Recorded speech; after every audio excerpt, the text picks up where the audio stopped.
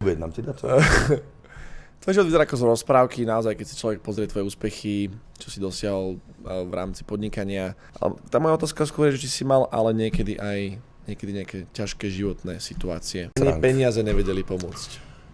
Keď to vezmeš z dvoch strán, proste jedna strana je tá podnikateľská. Tam máš nejaké úspechy, ale máš aj neúspechy, ktoré som mal. Aj prerobil som veľa peňazí. Aj som robil festival, prerobil som 3 milióny, také turné kúzelníkov, ďalšie 3 milióny a tak ďalej a tak ďalej. A to boli ževra.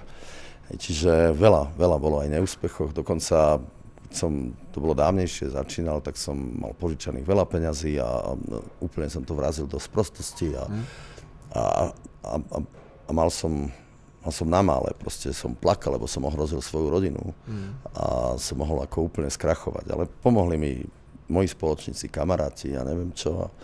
A potom sa z toho nejakým spôsobom vylízala. Tá strata, alebo ten záver nebol taký zlý. Šťastiu, nešťastiu, láske, nenávisti, ale aj choroba.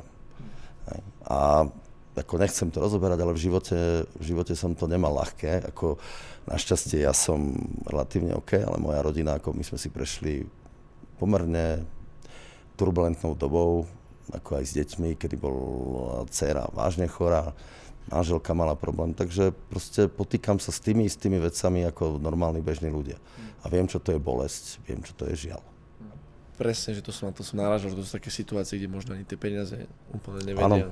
Áno, ale ako poviem tak, že mal som vážne problémy s dcerou, keď bola malá, zdravotné, a pomôžu ti peniaze.